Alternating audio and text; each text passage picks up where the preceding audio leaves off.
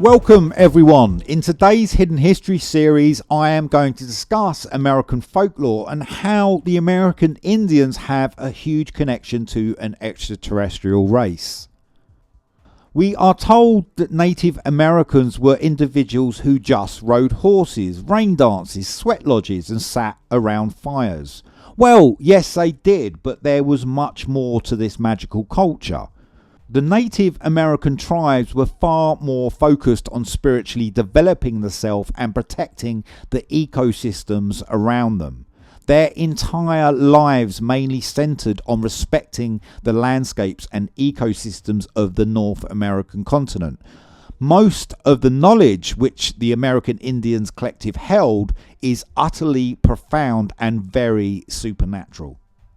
There are many Native American star people legends, what might be termed as a Native American folklore, that has originated from the various Native American tribes because it was believed they were in contact with extraterrestrial humanoids. Obviously, this information can be hard to digest as it completely challenges modern day thinking. There are many references in Native American mythology to the heavens and interactions with certain kinds of extraterrestrial humanoids that dwell in the heavens. There is also a connection to the stellar mass called Thea Geta, which is located in the Pleiades star cluster.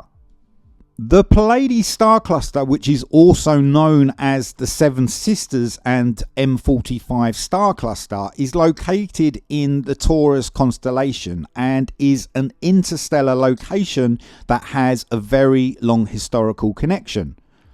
The Native Americans that consistently referred to the extraterrestrial humanoids who originate from the Pleiades star cluster as the Star People, who reside in shining palaces of the heavens. Because so much of history concerning the Native American tribes was deliberately censored and destroyed by white Europeans who colonized the New World of North America, it is hard to find extensive information about the connections that existed between the Native Americans and the Star People, who explained how they would depart from their shining palaces to visit the planet Earth in their silver discs.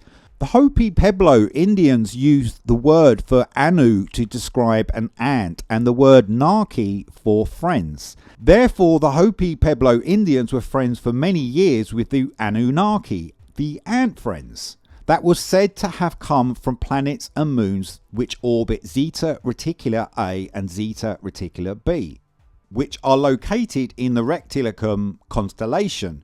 These may have been the same as the Anunnaki from Sumeria. This elusive grouping of extraterrestrials were known to have visited the Fertile Crescent of the Arabian Peninsula and established the civilization of Sumeria, where Iraq is located today. Many petroglyphs still exist at Tutuvini along the bottom of the Echo Cliffs in northern Arizona. The Hopi Pueblo Indians carved depictions of the ant friends or pincher friends who they believed to travel from planets and moons which orbit Zeta Reticuli A and B. For the Hopi Pueblo Indians and many other Native American tribes, the use of prayers was believed to be a method whereby they could reach out to the Star People or the Star Brothers. Over many years, the Hopi Pueblo Indians defined the spacecrafts of the Star People with the word Pata Dua Vota, which means flying shields. The description of such glowing spacecraft shows they were kinds of unidentified flying objects, UFOs. A very significant story that symbolizes the connection between the Native Americans and the extraterrestrial humanoids concerns the rock formation called Devil's Tower, which is located in the Bear Lodge Mountains in western United States. According to the story, which has been told by Craig Hauer in the Lakota language, the Devil's Tower is called Meta Tipla, Bear's Lodge. According to the story, there had once been 7 maidens who had travelled across the heavens before landing nearby to the Devil's Tower National Monument. Once there, each of them were chased by a bear-like humanoid around the Devil's Tower and in the nearby countryside of Wyoming. On their knees, the seven maidens prayed to the heavens, and the ground beneath them erupted, lifting them out of harm. As the bear-like humanoid clawed at the rising ground, the claws of the bear-like humanoids then carved vertical features into the Devil's Tower National Monument. And the seven maidens then returned into the heavens, where they became installed within the Pleiades star cluster. Perhaps they were extraterrestrial humanoids. The formation of Devil's Tower National Monument began 160,000 years ago, when the seven maidens had descended to Earth from the star world of Taygeta, which is part of the Pleiades star cluster. Therefore, some kind of link obviously existed between the Pleiades star cluster and the Native Americans, which has continued for many generations. What happened exactly at Devil's Tower is open to debate, but there certainly was major events of some nature that seems to be forgotten. In the book called The Sacred Ways of Lakota, the authors known as Wallace Black Elk and William Sheldon Leon write about renowned Wachesa Wakan, the medicine man, and Hakota, the jester of the Ogla Lakota Indians, who was called Hiahaka Sapa and Black Elk. Hiahaka had experienced interactions with spacecrafts for many years, and on a certain occasion he stated, "So when I went to Vision Quest, that disc came above. The scientists call that an unidentified flying object, but that's a joke, see?" Hiahaka Sapa, who became commonly known as Black Elk, then mentioned that the disc landed above him and it was concave, and there was another one on top of that. It was silent, but it was luminescent with neon lights. Even the sacred robes there were luminescent, and those tobacco knots lying there lit up like small light bulbs. Another interaction between a Native American and a spacecraft happened during the 13th of October 1945.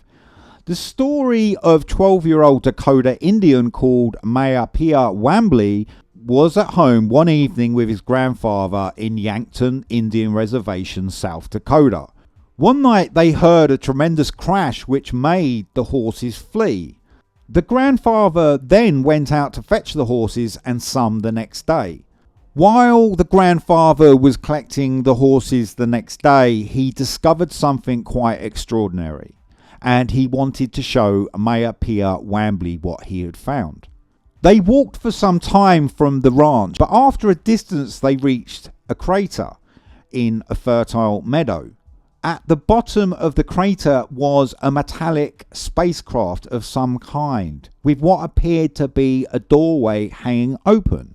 After staring at this object for some time, they decided to take a look.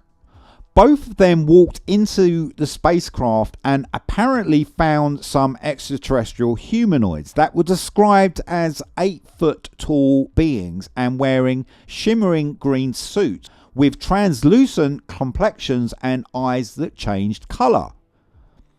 The surprised extraterrestrial humanoids, shocked by the appearance of the two humans, stood back. As soon as the grandfather spoke to them with greetings, the extraterrestrials immediately disappeared. Mayapia and his grandfather did not have any concept of these being aliens, because it is known in American Indian culture to know these as the Star People.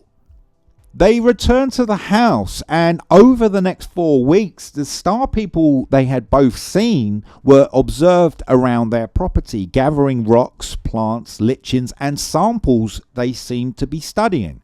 The humanoids took more and more of a liking to Mayapia and his grandfather and invited them on the craft.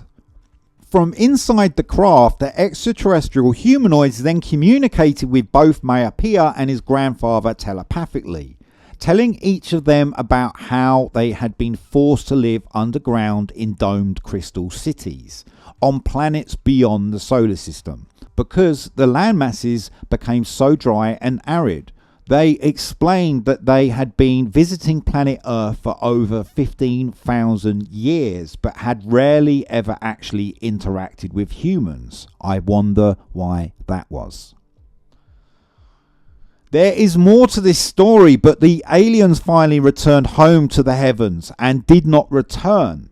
Soon after the incident, a contingent of security police from the US Air Force cordoned off the area on the Yankton Indian Reservation and confiscated the entire ranch off his grandfather. The US Air Force then filled the crater with water to conceal the facts about the spacecraft landing. Even though this is a story, it is very unusual interaction that did seemingly happen. Another Native American tribe called the Ashiwi Indians, or the Zuni Pueblo Indians, who talk of the Star People, who were genetic ancestors that came from beyond our solar system, that would bring knowledge and support to the Native Americans. One of the elders, known as Clifford Mahuti, like certain other Zuni Indians, was a Kashini Society priest who used to inform his relatives and friends about how his grandfathers told him there had existed a spiritually focused connection between the Ashiwi Indians and the Star People, or the Space Brothers, for many years. Clifford Mahuti at the same time has spent years explaining that the language of his grandfathers, who were the Ashiwi elders, was originally conveyed with telepathically expressed symbols and glyphs. Apparently, the Star People still continue to visit and interact with the Native Americans to this day. There are many fascinating stories about the Star People who have spent years communicating with Native Americans due to their connection to spiritual development.